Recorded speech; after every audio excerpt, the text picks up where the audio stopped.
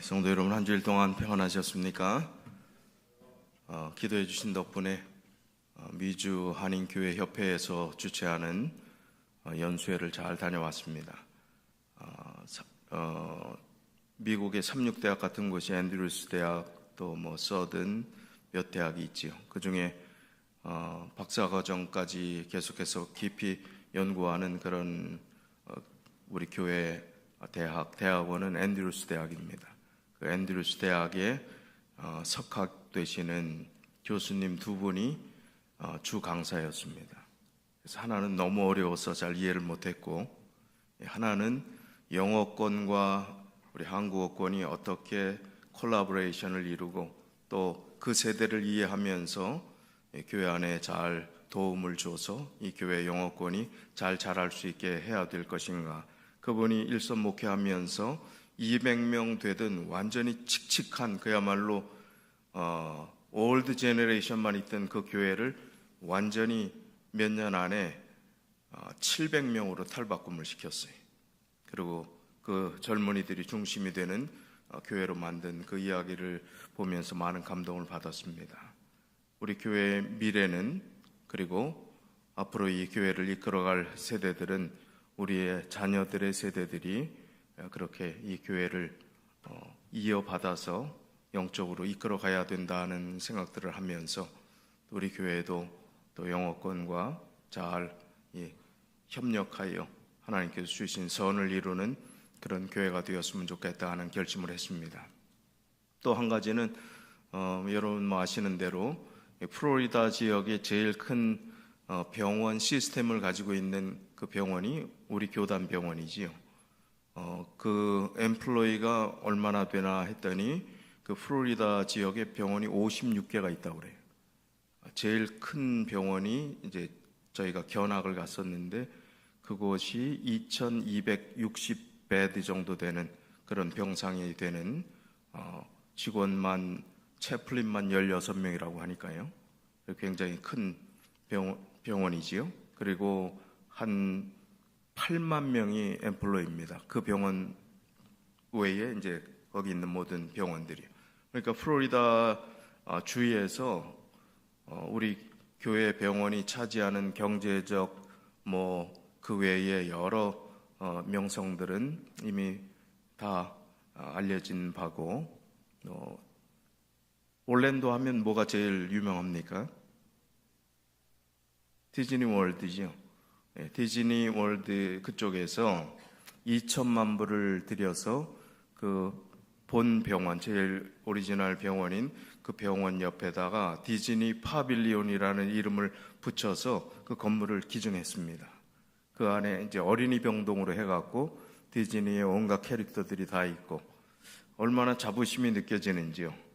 우리 교회를 함부로 2단, 3단 하는 사람이 있으면, 그리고 그 사람이 영적으로 관심이 없는 사람이라면 저는 늘 이래도 2단이냐라고 하는 그 대답 중에 하나는 미국 상원 원목 채플린이 지금 누군 줄 아느냐, 그분이 어느 교단 소속인 줄 아느냐, 그 얘기를 합니다.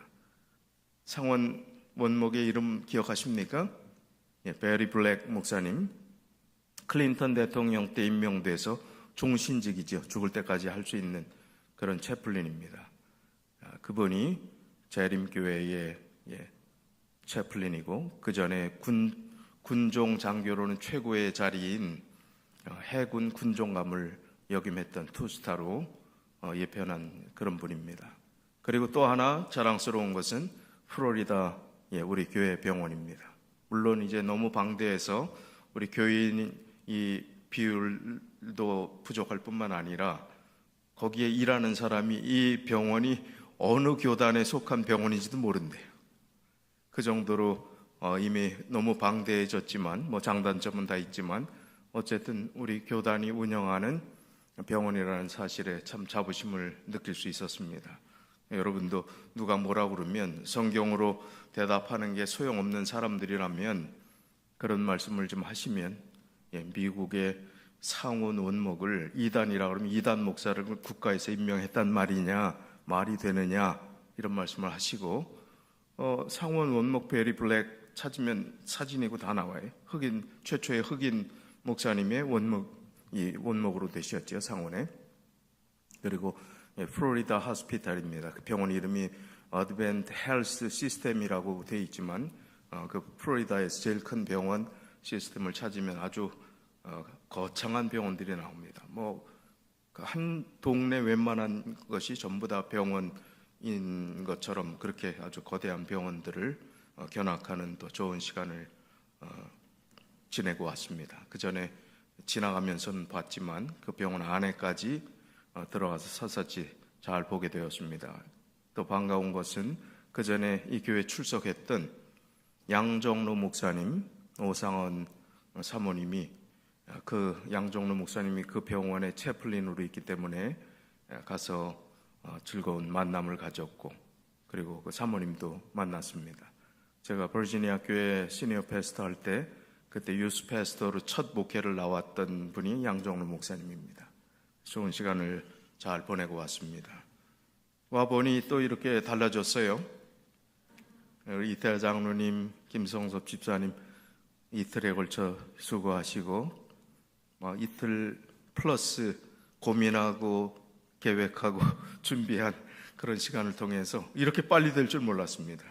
얼마나 실행력이 좋으신지 이제 찬양대에 제 얼굴이 좀 보이게 됐습니다.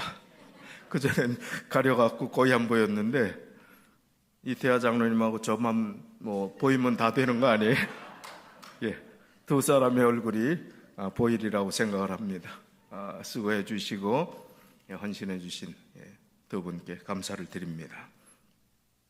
자, 오늘 말씀은 재림을 준비한다는 것은 우리가 재림 성도잖아요.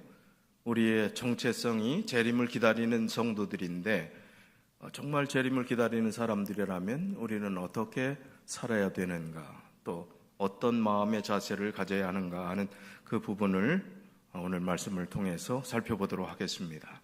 유다서 1장 14절 15절에 보면 아담의 7세손 에녹이 사람들에게 대하여도 예언하여 이르되 보라 주께서 그 수만의 거룩한 자와 함께 임하셨나니 이는 무사람을 심판하사 모든 경건치 않은 자의 경건치 않게 행한 모든 경건치 않은 일과 또 경건치 않은 죄인의 주께 거스리어 한 모든 강팍한 말을 인하여 저희를 정죄하려 하심이라 하였느니라. 에녹이면 구약시대에도 또 꽤 오래된 분 아닙니까? 그런데 에녹이 영적인 눈을 떠서 마지막 심판의 장면을 보았다는 겁니다. 그리고 마지막 예수님께서 재림하는 그 장면을 표현했던 그것을 유다가 유다서의 그 내용을 기록을 했습니다. 중요한 것은 심판받는 그 이유가, 또 심판을 면제되는 구원받는 이유가 물론 예수님 믿고 십자가 그거 다 당연한 얘기지만 여기 이 성경 구절을 보면 경건한가 경건치 않은가로 나눠진다는 것입니다. 경건은 그럼 무엇인가? 경건이 이렇게 중요한데 경건치 않은, 그리고 경건치 않게 행한, 경건치 않은 일, 경건치 않은 죄인은 나중에 심판을 피할 길이 없다 하는 말씀을 하고 있습니다. 여기 쉬운 성경 번역을 보면 아담의 7대 후손인 에녹은 이러한 사람들에 대해 다음과 같이 예언하였습니다. 주님께서 수많은 거룩한 천사들을 거느리고 곧 오실 것입니다. 오셔서 각 사람을 심판하시고 하나님을 거역한 자들에게 벌을 내리실 것입니다. 그들이 저지른 악한 일들과 하나님에 대해 마음대로 떠들었던 죄에 대해 그들은 벌을 받게 될 것입니다. 여기 쉬운 번역의 조금 특이한 표현은 하나님에 대해서 마음대로 떠들었던 자들은 심판을 받게 될 것이다. 자, 그렇다면 이 경박한 시대, 가벼운 시대 속에 우리가 살고 있는데 우리가 같이 해야 될 재림의 준비가 경건이라는 차원에서 이 경건의 의미가 무엇인가를 좀 생각해 보겠습니다.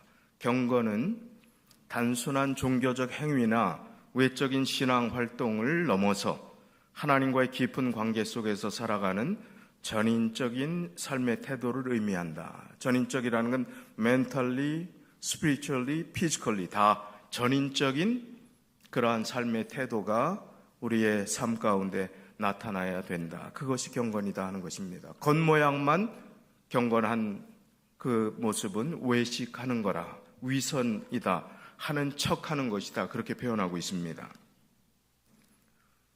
시편 4편 3절에 보면 여호와께서 자기를 위하여 경건한 자를 택하신 줄 너희가 알지어다. 내가 부를 때에 여호와께서 들으시리로다. 하나님께서 경건한 자를 택하신다 하면서 4절 5절에 보면 어떤 자들이 경건한 자들인가, 또 경건한 자들은 어떻게 살아야 될지를 그 성경 구절의 답을 5가지의 답을 주고 있습니다. 자, 4절 5절에 너희는 떨며 범죄치 말지어다. 자리에 누워 심중에 말하고 잠잠할지어다. 의의 제사를 드리고 여호와를 의뢰할지어다. 자, 쉬운 성경에 있는 말씀입니다. 여호와께서 경건한 사람들을 선택하셨다는 사실을 너희들은 알아야 한다. 내가 기도할 때에 여호와께서 듣고 계신다는 사실을 알아야 한다. 화가 난다고 죄를 짓지 말라. 너희는 잠들기 전에 조용히 생각하며, 세 번째는 자기 마음을 살펴보아라. 네 번째는 주께 올바른 제사를 드리고, 5번째는 여호와를 믿고 의지하라. 자, 경건의 실천을 위해서 다른 말이 아니라 성경에 주신 말씀으로 답을 찾는 게 제일 정확합니다. 요즘 큰 문제는 재림교회 목사와 일반 개신교회 목사의 설교가 별 차이가 없다는 겁니다. 재림교회 옛날 목사님들의 설교에는 분명한 현대 진리가 담겨져 있었습니다. 또 예수님께서 재림하신다는 그 소식을 힘차게 전했습니다. 그런데 오늘날 유명한 설교자, 웃기기 잘하는 그런 설교들 유튜브로 보면서 여러분 참 재밌어 하시잖아요. 그런데 대개 보면 평균 내서 그런 분들을 보면 성경 구절 2-3개 정도 인용하고 재밌는 얘기, 시사 얘기하고 만담처럼 재밌는 우스갯소리하고 정치 얘기하고 이렇게 하면서 자기가 하고자 하는 그 교훈의 말씀들을 그런 방향으로 끌고 가는 것을 보게 됩니다. 과연 우리 재림교회도 그런 시류에 따라서 그렇게 재미있게 또 사람들의 흥미를 끌만한 졸음을 방지할 수 있는 그런 설교들을 하는 게 바람직한 것인가? 그렇지 않다고 생각합니다. 저는 나름대로 과거에 우리 재림교회 목회자들이 가장 중요하게 여겼던 그러한 기별들을 최대한 전하되 제 이야기가 아닌 성경 구절들을 많이 인용하려고 합니다. 그래서 제 설교에는 성경절 인용이 굉장히 많아요. 제 이야기보단 그 성경절에 담긴 그 의미들을 그대로 전달하고 싶은 마음입니다. 그리고 예언의 신에 있는 말씀을 골자로 해서 우리의 사상을 바른 흔들림 없는 기초 위에 놓아야 되겠다는 그런 마음가짐이 있습니다. 부족하지만 그런 방향으로 설교를 해나가고 앞으로도 그렇게 할 것이기 때문에 여러분들께서 너무 그냥 성경 구절 많이 나열하듯이 하니까 좀 지루하고 힘들다 그렇게 생각하지 마시고 과거의 재림교회에 정말 중요한 하나님의 말씀 외에 다른 것을 섞지 않는 그런 마음의 자세로 우리가 하나님의 말씀을 잘 순수하게 받아들여야 된다는 그런 취지에서 이 말씀을 잘 이해하면 좋을 것 같습니다. 그렇지만 삶의 태도와 삶의 이 마음의 관용 그리고 사람들을 대하는 그 마음의 자세는 제가 여러분 이제 한 4개월 조금 넘게 겪으셨는데 제가 고리타분합니까? 조금 여유가 있어 보입니까? 너무 리버럴합니까? 어때요? 고리타분하지는 않지요. 예.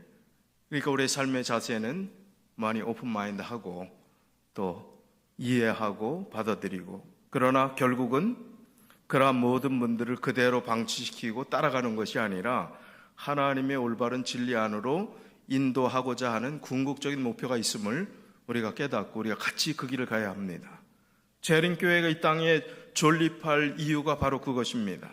그것이 없으면 우리 교회 간판 다르게 바꿔야 됩니다. 편하고 쉬운 길이 얼마든지 많이 있습니다.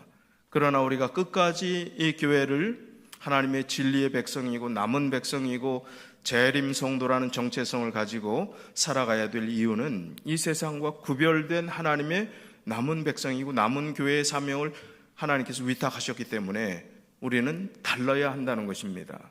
같이 그 시류의 흐름에 따라 같이 휩쓸려가면 안 된다는 말씀입니다. 그래서 우리는 하나님의 말씀 속에서 답을 찾는 그런 훈련들이 우리의 신앙생활에 또 말씀 연구에서 그렇게 좀 훈련이 되었으면 좋겠습니다. 여기에 경건의 실천을 위해서 어떻게 하는 것이 경건의 실천이다 하는 그 답을 성경 말씀으로 주셨죠. 너희는 떨며 범죄치 말라. 이것을 쉬운 성경 번역에 뭐라고 그랬어요? 너희는 화내어 죄를 짓지 말라. 화낼 일들이 여러 상황 가운데 많이 있을 수 있습니다. 그러나 경건에 도움이 되지 않는 부분이 바로 이 화내며 우리가 우리의 감정을 컨트롤하지 못하는 것은 죄를 짓는 것이다. 그리고 경건에 우리의 장애물이 되는 것이다 하는 말씀이지요. 두 번째는 자리에 누워 심중에 말하고, 이것은 자기 마음을 살펴보아라. 쉬운 성경은 그렇게 말하고 있습니다. 여러분 하루의 삶을 반성하고 되돌아보면서 잠자리에 마지막 기도하면서 그렇게 주무십니까? 아니면 언제 잠들었는지도 모르게 잠드나요? 옆에 늘 제일 사랑하는 핸드폰에 유튜브와 더불어 살다가 그냥 나도 모르는 사이에 잠드는 것이 우리 모습입니까? 유튜브에 중독 안 된 사람이 거의 없을 정도로 지금 이 세상은 많은 것들을 우리가 엉뚱한 것에 빼앗기고 있다는 것입니다. 자기 마음을 살펴보지 않고 그 하루를 마감하지 않는 것은 우리가 신중하게 깊이 반성하며 생각해야 합니다. 저 역시 부족한 점이 많습니다.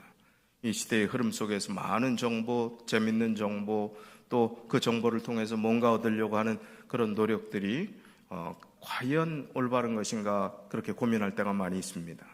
그러나 자기 마음을 살펴보는 것 굉장히 중요합니다. 그 다음에 잠잠할지어다. 조용히 생각하라는 것입니다. 말수를 줄이고 하나님께서 말씀하시는 것을 잠잠할 때 들을 수 있습니다.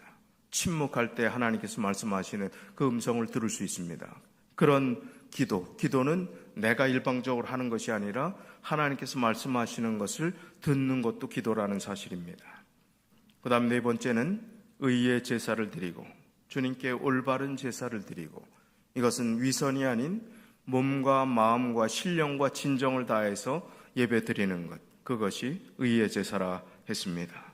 그리고 여호와를 의뢰할지어다. 여호와를 믿고 의지하라. 이것이 경건의 실천을 위해서 우리가 해야 될 일이라고 했습니다. 지금 현대인을 위한 경건한 습관 7가지라는 그런 제목으로 7가지가 우리의 일상생활에서 이렇게 하면 경건한 삶을 사는 데 도움이 되지 않겠는가 하는 그런 기사가 있어서 제가 좀 소개를 해드리겠습니다.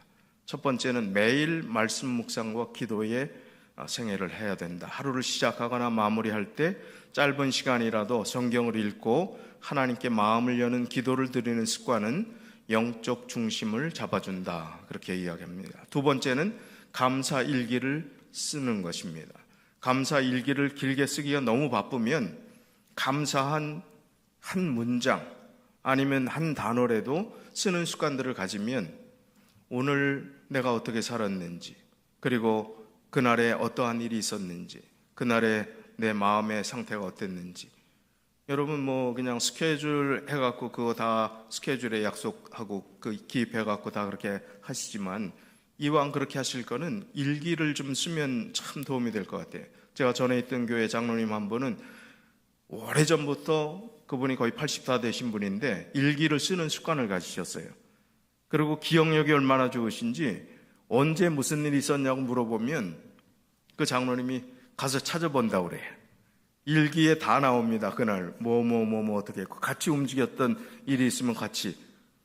재밌는 거는 그분하고 이제 낚시하는 몇 분 팀이 있어갖고 같이 가면 이제 어떤 장로님이 물어봐요. 그때 지난주 일요일 날은 그때 장로님 몇 마리 잡으셨죠? 뭐 그러면 가서 일기를 찾아봐야 된대요. 찾아보면 정확하게 나와서 그날 카톡으로 그때 김 장로님은 몇 마리 잡았고 우리 박 목사님은 몇 마리 잡았고 어떻게 다 나옵니다. 상세하게. 일상의 삶에도 도움이 되는데 우리가 영적인 감사의 일기를 쓰는 것이 얼마나 유익하겠습니까?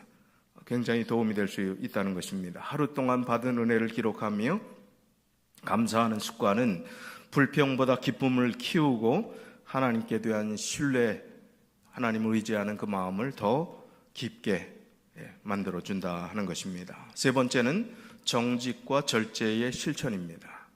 오늘 하루의 삶을 시작할 때 기도하면서 오늘 하루 내가 혹 손해보는 일이 있다 할지라도 정직하게 해주십시오. 그리스도인답게 살게 해주십시오.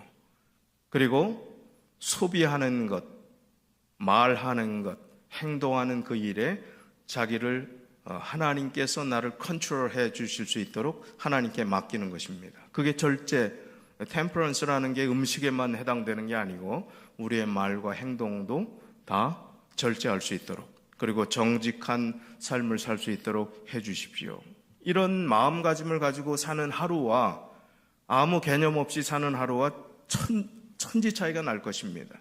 그 하루의 결론은 내가 이런 마음으로 하루를 시작했을 때 저녁에 하나님께 기도드릴 때 어떤 마음이 들 것인가를, 이런 일들을 실천해 본 분들은 이 말의 의미가 어떤 것인지를 알게 될 것입니다.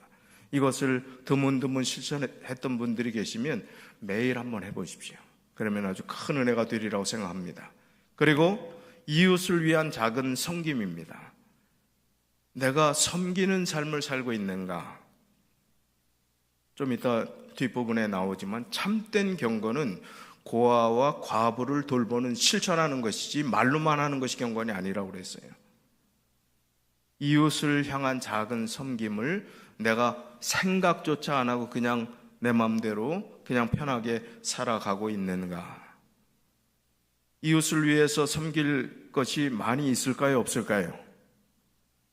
얼마나 많이 있는지 모릅니다. 찾아보면 얼마나 많이 있는지 모릅니다. 우리가 생각하지 않아서 아무것도 없는 것처럼 보일 수가 있습니다. 기도하면서 이웃을 향해 섬길 수 있는 이 작은 섬김이 나는 일주일에 한 번 정도씩 그렇게 해보겠다. 아니면 처음 시작할 때 그것도 벅차니까 한 달에 한 번씩 내가 마음 먹고 한번 해보겠다. 이런 마음들을 가지고 그 기쁨이 있으면 내 오늘 하루의 삶은 섬김의 삶이고 하나님께서 나에게 그런 삶을 허락해 주셨기 때문에 오늘 하루 섬기고 살겠다. 매일 섬기는 삶을 살게 되면 그것이 진정한 의미에서 실천적 경건의 삶을 살 수 있는 것입니다. 그런 사람이 하나님과 가까워지지 않을 수가 있나요? 하나님과 가까울 수밖에 없고 하나님과 대화할 수밖에 없고 하나님의 은혜를 나눠주는 그 기쁨 속에 살아갈 수 있게 되는 것입니다. 바쁜 일상 속에서도 주변 사람들에게 따뜻한 말 한마디, 작은 도움을 주는 행동은 사랑의 실천이자 경건의 표현이라 그렇게 했습니다. 그런 실험도 했지요. 스타벅스 커피의 드라이브 트루, 거기서 지금 내가 내 음료를 봤는데 내 뒤에 있는 사람 저 주문한 게 뭐냐, 이렇게 미리 요즘은 컴퓨터로 주문한 걸 알잖아요. 그러면 그 사람이 뭘 주문했다, 그 사람 것까지 내가 페이한다. 저 사람 뭐 친구입니까? 아니, 전혀 모르는 사람이다. 근데 해주는 거예요. 그럼 그 사람은 또 가서 저 앞사람이 냈다. 그러면 너무 기분이 좋아서 그걸 또 뒷사람 이렇게 해갖고 그것이 12번인가 13번까지 그렇게 연결이 됐다 하는 얘기를 오래전에 제가 본 적이 있어요. 세상을 밝고 아름답게 만드는 섬김의 작은 행동들이 아무 영적인 것이 아니래도 우리 마음을 기쁘게 하고 행복하게 하는데, 이웃을 위한 영적인 마음에 예수 그리스도께서 섬기신 그 마음의 태도를 가지고 그렇게 한다면 얼마나 큰 유익이 되겠습니까? 5번째는 디지털 금식입니다. 컴퓨터 없이 하루 살아보는 거예요. 꼭 그게 아니면 안 되는 업무상의 일들이나 그런 건 해야 되겠지만 그 외에 내 취미나 기호나 내 엔터테인먼트로 인해서 내가 그걸 보는 것을 하루 정도 절제해 보는 겁니다. 그리고 그 절제할 때 중독 현상이 나타나는지 한번 체크해 보세요. 못 견디면 이게 손에 뭐가 없으면 막 허전하고 그러면 이건 중독이에요. 그게 없어도 문제가 없고 조금 불편하기는 하지만 그게 큰 문제 될 것이 없다. 그리고 뭐 하루에 교회 소식이라든지 체크해야 될 이메일이라든지 업무상에 할 건 다 당연히 해야 되지만 그 사용 시간들을 절제하고 또 때로는 디지털 금식도 하고 하는 그런 일들이 필요하다는 것입니다. 그렇게 하고 그 시간을 하나님께 집중하는 시간으로 보내는 것입니다. 그렇다면 영적인 회복에 큰 도움이 됩니다. 영적인 것이 내 안에, 내 뇌 안에, 내 정신세계 안에 영적인 것이 들어가지 않는데 어떻게 영적인 것이 나올 수 있겠습니까? 나의 삶의 영적인 태도가 나올 수 있겠습니까?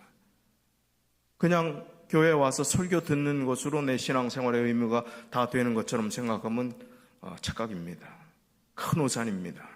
날마다 내가 하나님과의 관계 속에서 바른 하나님의 말씀, 기도, 그리고 우리가 지금 말씀드리는 이런 성김의 삶을 통해서 살아가게 될 때 그리스도인다운 삶을 살 수 있고 그것이 바로 경건한 삶이라고 말씀해주고 있는 것입니다. 6번째는 정기적인 금식과 기도. 이사야 58장의 말씀처럼 금식은 단순한 절제가 아니라 고통받는 이웃을 위한 사랑의 실천이 될 수 있다는 것입니다. 영적인 의미에서 금식하는 것은 굉장히 힘들어요. 근데 다이어트 하기 위해서 한두 끼 안 먹는 것은 쉬워요, 어려워요? 쉬워요. 너무 쉬워요. 예? 근데 교회에서 금식 안식일을 선포하고 오늘 점심은 없습니다. 그러면 얼마나 입이 이렇게 나와갖고 예? 꼭 그렇게 그냥 구닥다리식으로 옛날처럼 그렇게 해야 되겠느냐 이렇게 나오는 분이 있는데 자기 살 빼려고 금식하는 거는 뭐 며칠도 까다없어요. 금식의 의미가 성경에 왜 있는지, 금식이라는 이야기가 얼마나 많이 나오는지, 그리고 믿음의 우리 선배들이 금식을 통해서 하나님과 어떤 관계를 회복하고 어떻게 가까이 하나님께 우리의 소원들을 아뢰고 하나님께서 금식했을 때 어떻게 은혜를 베풀었는가 하는 그 의미가 완전히 잊혀져 있다는 거예요. 지금 거의 의미가 없어지게 돼 있다는 겁니다. 이걸 생각하라는 거예요. 그리고 정기적인 금식, 이건 바리새인들이라 하는 것처럼 착각하면 곤란합니다.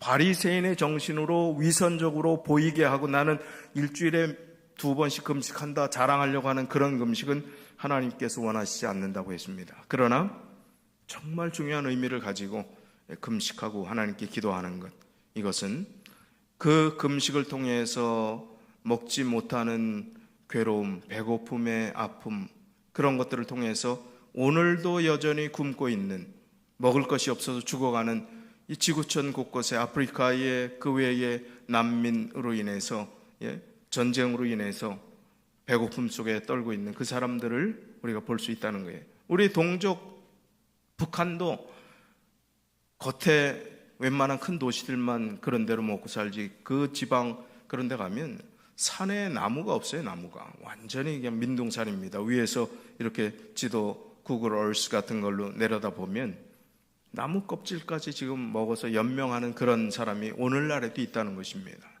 그래서 우리가 그런 자의 마음을 동정하고 그런 느낌들을 갖고 그 고통에 동참하는 그런 정신에서도 이러한 금식과 기도는 우리의 경건의 삶에 유익하다 하는 것입니다. 그 다음에 7번째는 교회 공동체와의 연결을 유지하는 것입니다.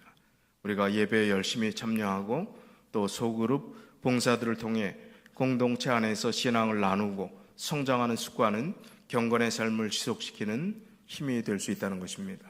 NCD 우리가 자연적 교회 성장 그걸 하고 지금 왜 빨리 답이 안 오냐 제가 어제 연락했는데 아직 거기서 답이 안 왔다고 그러시는데 그 결과를 보면 우리 교회가 어떤 부분이 강점이고 어떤 부분이 약점이라는 게 나올 겁니다.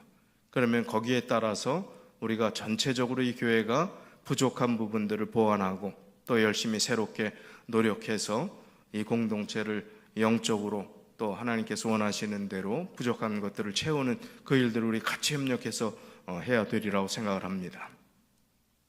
경건한 자는 기도하는 자라 하는 이 강조점이 있습니다. 시편 32편 6절에 이로 인하여 무릇 경건한 자는 주를 만날 기회를 타서 주께 기도할지라. 진실로 홍수가 범람할지라도 저에게 미치지 못하리라.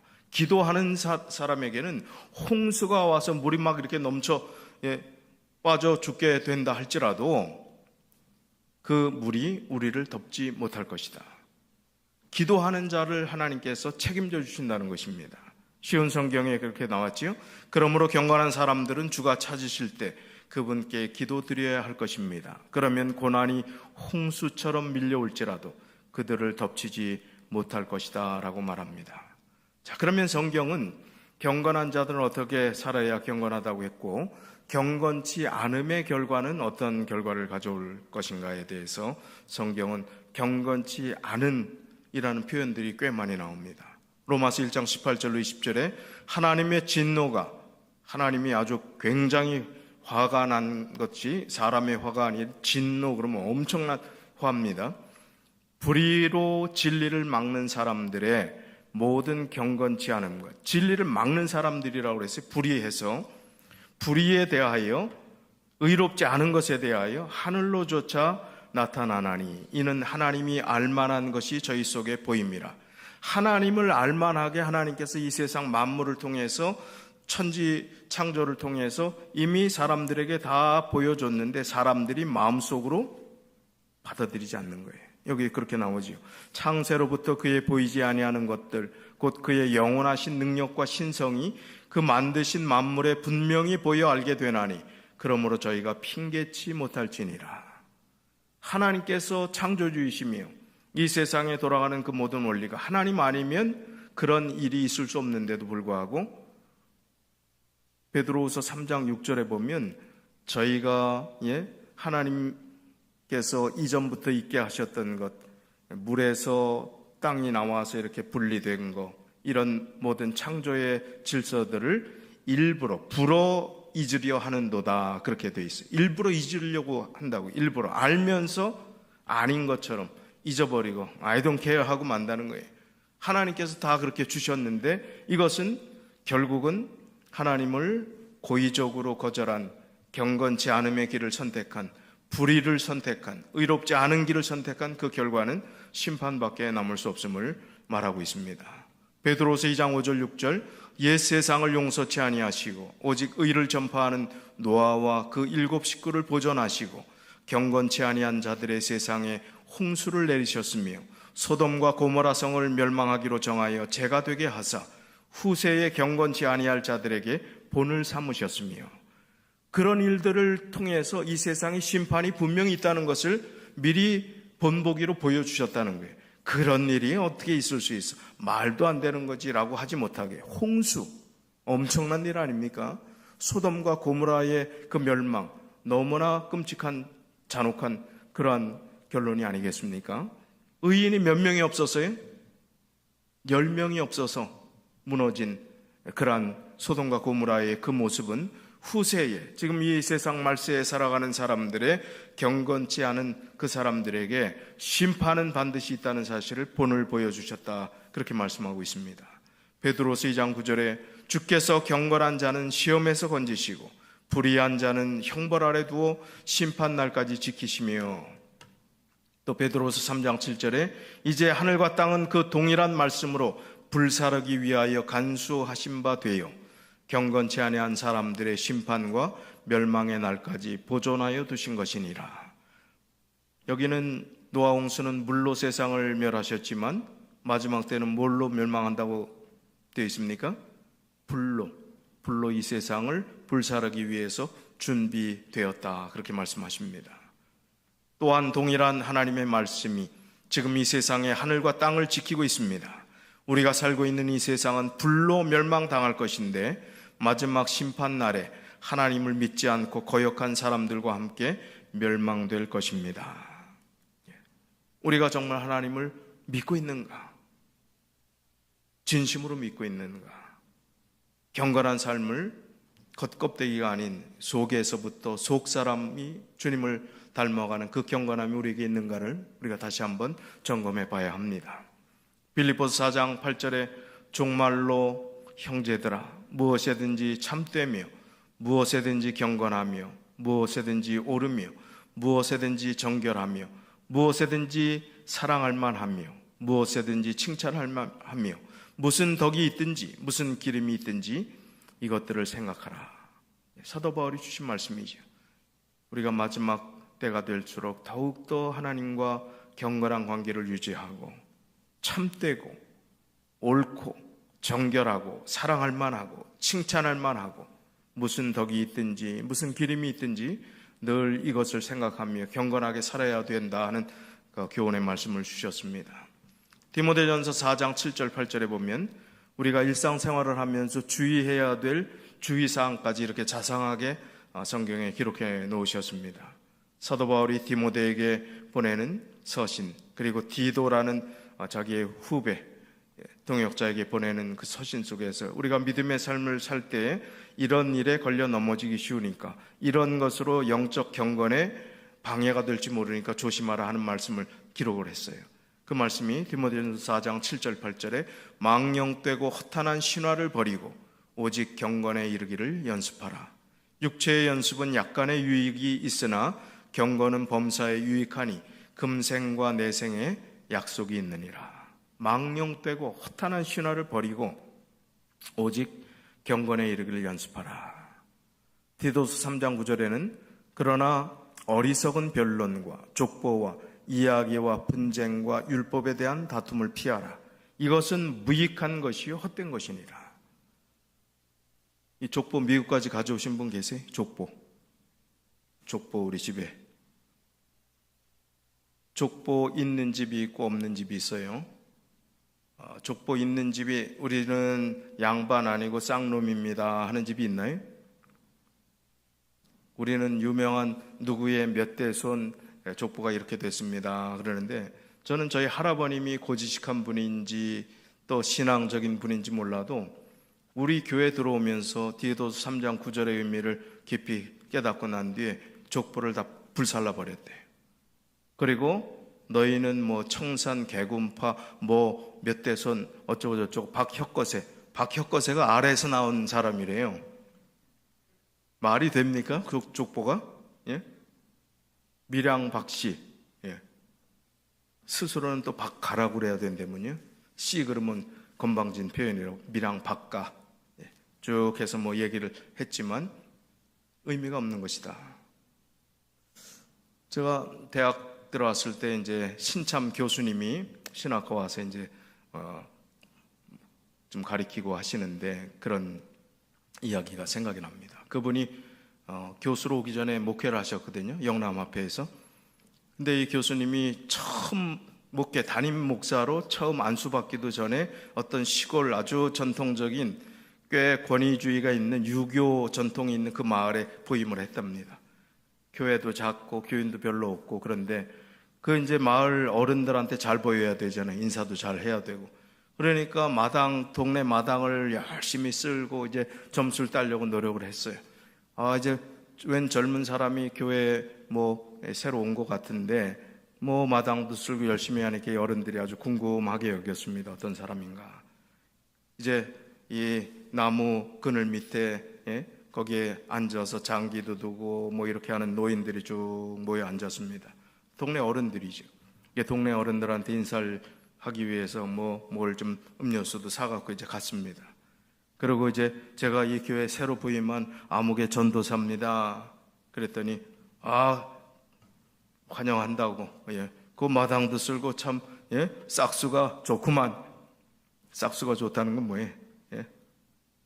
잘 봤다는 얘기입니다. 그러면서 이름이 뭔가 그러니까 아무개입니다. 그러니까 장씨거든요. 장씨. 그 장씨라면 그러면 본관은 어떻게 되는 거? 본관.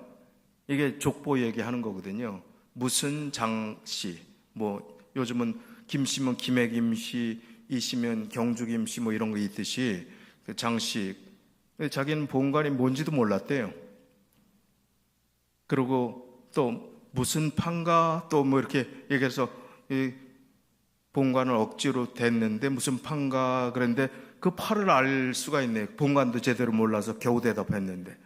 그래서 자기가 생각하다가 아유 뭐 그냥 튀어나온 말이 저는 암흑의 장씨고 장가고 저는 에덴파입니다. 그랬대. 에덴파. 처음 들어봤거든요. 동네 어른들이. 에덴파라고 그러니까 눈치를 서로 보더니 뭐 처음 들은 얘기인데 자기들 체면이 있으니까 어떤 한 노인분이 그 에덴파도 양반이지. 그렇게 해갖고 잘 위기를 넘기고 그분들과 친하게 됐다 하는 그 이야기가 뭐 대학 시절에 들었던 얘기가 생각이 나네요. 족보가 뭐 얼마나 정확하고 진실할까요? 그걸 그냥 보물덩어리처럼 여기는 분들이 있어요. 근데 그리스도인의 삶에 있어서 그러나 어리석은 변론과 족보와 이야기와 분쟁과 율법에 대한 다툼을 피하라. 이것은 뭐라고요? 무익한 것이요. 유익할 만한 게 하나도 없다는 거예요. 헛된 것이니라. 디모데전서 6장 11절 12절에 오직 너 하나님의 사람아. 저는 이 구절이 마음에 탁 와닿더라고요. 오직 너 하나님의 사람아. 하나님의 사람으로 하나님께서 그렇게 사랑하고 귀하게 여기는 너 바로 하나님의 사람아. 이것들을 피하고 의와 경건과 믿음과 사랑과 인내와 온유를 좇으며 믿음의 선한 싸움을 싸우라. 영생을 취하라. 이를 위하여 내가 부르심을 입었고 많은 증인들 앞에서 선한 증거를 증거하였도다. 자, 이 말씀은 뭘까요? 이 앞절을 봐야 되겠죠. 이것들을 피하라 했으니까 이것들을 피하라 한 그 말씀은 바로 6장 9절 10절에 나오는 말씀, 이것을 피하라는 거예요. 부하려 하는 자들은 시험과 올무와 여러 가지 어리석고 해로운 정욕에 떨어지나니 곧 사람으로 침륜과 멸망에 빠지게 하는 것이라.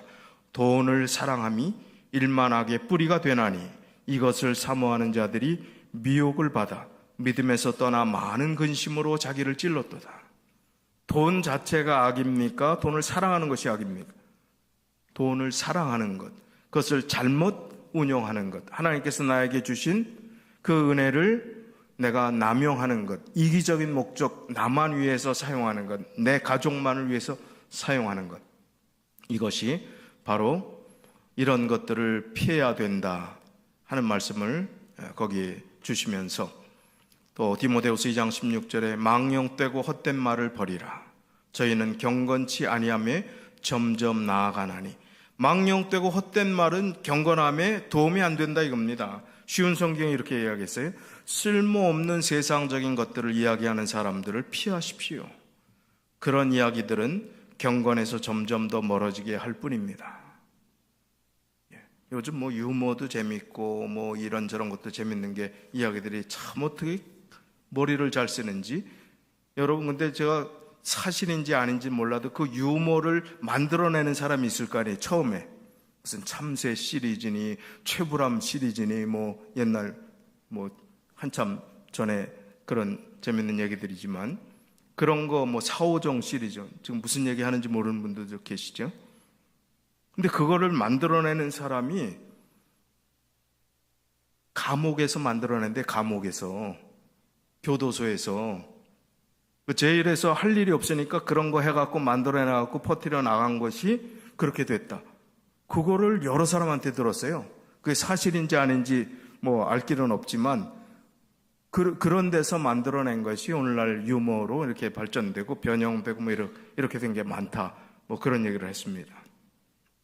우리가 믿음 안에서 경건하게 살아가는 그 삶에 있어서 명랑하고 또 유머가 있고 또 우리가 밝은 마음으로 교제하는 것은 그리스도인 정신입니다. 그러나 쓸데없는 세상적인 것들을 통해 갖고 또 우리의 시간을 낭비하고 불필요한 얘기들을 해갖고 괜히 이거는 뭐 하나 재밌지도 않은데 웃을 수도 없고 안 웃을 수도 없는 그런 쓸데없는 얘기들 하지 말라는 거예요. 네. 그런 이야기들은 경건에서 점점 더 멀어지게 할 뿐이다. 디모데후서 2장 14절 15절에 너는 저희로 이 일을 기억하게 하여 말다툼을 하지 말라고 하나님 앞에서 엄히 명하라. 이는 유익이 하나도 없고 도리어 듣는 자들을 망하게 함이라. 내가 진리의 말씀을 옳게 분별하여 부끄러울 것이 없는 일꾼으로 인정된 자로 자신을 하나님 앞에 드리기를 힘쓰라. 우리가 유익이 되지 않는 불편한 알규가 필요 없다는 거예요. 그리고 우리가 경건한 믿음의 삶에서 그런 것은 방해가 됨을 이야기하고 있습니다. 디모데후서 3장 5절에 경건의 모양은 있으나 경건의 능력을 부인하는 것이 말세의 징조라, 그 징조 중에 지금 하나가 들어가 있습니다. 이 같은 자들에게서 내가 돌아서라. 겉으로는 하나님을 섬기는 채 하나 실제로는 하나님을 경외하지 않을 것입니다. 여러분은 이런 사람들을 멀리하기 바랍니다. 좋은 글이 있습니다. 기름 부으심이라는 책, 개신교 목사님 박충광 목사님이라는 분이 쓴 그 책에 성경의 밑줄을 긋는 것도 중요하지만 삶의 밑줄을 긋는 것이 더 중요하다. 참 좋은 말씀이지요. 성경의 밑줄을 언더라인을 성경의 바이블 버스에 하는 것도 중요하지만 삶의 밑줄을 긋는 것이 중요하다. 경건의 그 모습은 겉모양만 가지고 되는 것이 아니라는 것입니다. 히브리서 12장 28절에 그러므로 우리가 진동치 못할 나라를 받았은지, 진동이라는 건 earthquake, 지진 같은 게 일어나고 엄청난 흔들림이 진동이거든요. 이런 진동하지 못할 나라를 받았다. 하나님께서 우리에게 주신 나라는 흔들림이 없는 나라라는 거예요. 그런 나라를 받은 우리들이 너 하나님의 사람아, 진동치 못할 나라를 가진 하나님의 백성아, 얼마나 참 뿌듯하고 용기가 되고 힘이 나는 말씀입니까? 은혜를 받자. 이로 말미암아 경건함과 두려움으로 하나님을 기쁘시게 섬길지니 우리 하나님은 소멸하는 불이심이니라. 경건의 의미를 오늘 좀 계속해서 생각하시면 좋을 것 같습니다. 야고보서 1장 26절에 누구든지 스스로 경건하다 생각하며 자기 혀를 제갈먹이지 아니하고 자기 마음을 속이면 이 사람의 경건은 헛것이라. 자신이 경건하다고 생각하면서 말을 함부로 하는 사람은 자신을 속이고 있는 것이다. 그런 말씀입니다. 그리고 여기에 이제 참 경건은 어떤 것인가? 야고보서 1장 27절에 하나님 아버지 앞에서 정결하고 더러움이 없는 경건은 곧 고아와 과부를 그 환난 중에 돌아보고 또 자기를 지켜 세속에 물들지 아니하는 이것이라. 이것이 참된 경건이라는 것입니다. 리뷰 앤 헤럴드 1888년 7월 31일자 우리는 예언의 통로를 추적할 수 있도록 성경에 대한 지식을 가져야 한다. 날이 이르는 것을 보고 서로 믿음을 권하여 더욱 열심을 내고 수고하여야 한다. 믿음을 포기할 것인가? 확신을 버릴 것인가? 조바심을 낼 것인가? 아니다. 우리는 그러한 것들을 생각하지 않을 것이다. 예언의 세부 사항이 어떻게 있어 왔으며 어떻게 성취되었는지를 보라. 우리의 구원이 가까이 이른 것에 머리를 들고 기뻐하자. 그것은 우리가 처음 믿었을 때보다 더 가까웠다. 용기와 믿음으로 채워져 끈기 있게 기다리지 않을 것인가? 최후의 심판의 날에 서도록 사람들을 준비시키지 않을 것인가? 이 마지막 때 참된 경건의 삶을 통해서 하나님과의 관계를 통해서 우리는 이 시대를 분별하는 거예요. 예언이 어떻게 성취됐으며 어디까지 왔는지 그걸 눈여겨보라는 것입니다. 천재지변, 종말의 징조 이런 걸 보면서 만약에 우리가 한 달 뒤에 내가 암에 걸려서 죽게 된다. 그러나 피할 길이 있는데 지금 이렇게 하면은 그 길을 피할 수 있다. 그것을 아는 사람이라면 그것을 마다할 사람이 있겠습니까? 그걸 나는 상관없어. 뭐 그러려고 이렇게 하지 않을 거예요. 너무나 정확한 데이터를 가지고 그렇게 이야기하면 성경은 하나님의 말씀은 분명하게 이러한 때가 되거든 머리를 들라. 일어나 머리를 들라.